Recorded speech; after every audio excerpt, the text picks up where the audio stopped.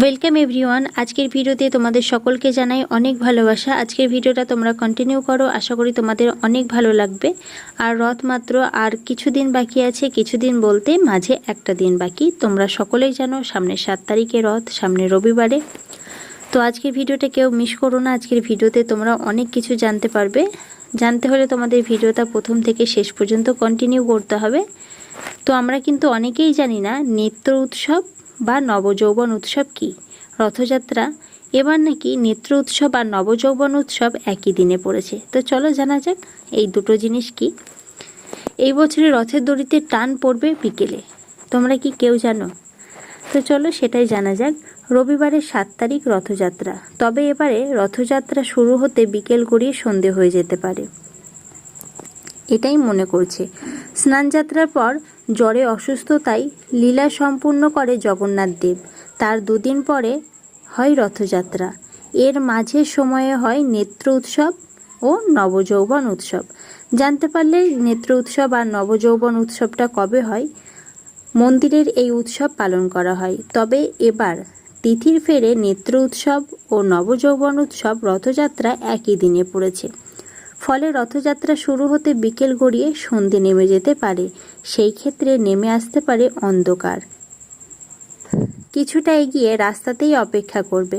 পরের দিন ফের শুরু হবে রথযাত্রা। ধর্মীয় রীতি অনুসারে স্নানযাত্রার পর জ্বর আসে দুই ভাই ও বোনের। সেই সময় আলাদা ঘরে রাখা হয় তাদের। অসুস্থতা থেকে সেরে ওঠার পর বিগ্রহের রূপ টানের অনুষ্ঠান নেত্র উৎসব ও নবযৌবন উৎসব পালিত করা হয়ে থাকে। এই সময় ভক্তরা সেই অনুষ্ঠানের সাক্ষী থাকে। তবে এবার সেই রীতির ছেদ পড়েছে। উৎসব পালিত হবে, তবে ভক্তরা তা দেখতে পারবে না।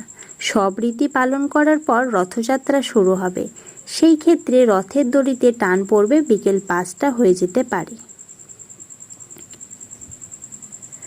তবে আগেও বেশ কয়েকবার 3 তিথি অর্থাৎ নেত্র উৎসব, নবযৌবন উৎসব ও রথযাত্রা একই দিনে পড়েছিল। জানা যায় 1909, 1971 সালে এই তিথি একই দিনে পড়েছিল বলেই জানা যাচ্ছে।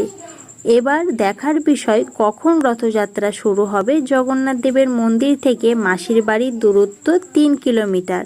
তাই রথের দড়িতে টান পড়লেও 3টি রথ মাসির বাড়ি গুচণ্ডীচা মন্দিরে পৌঁছাতে পারবে কিনা সেটাই দেখার বিষয়।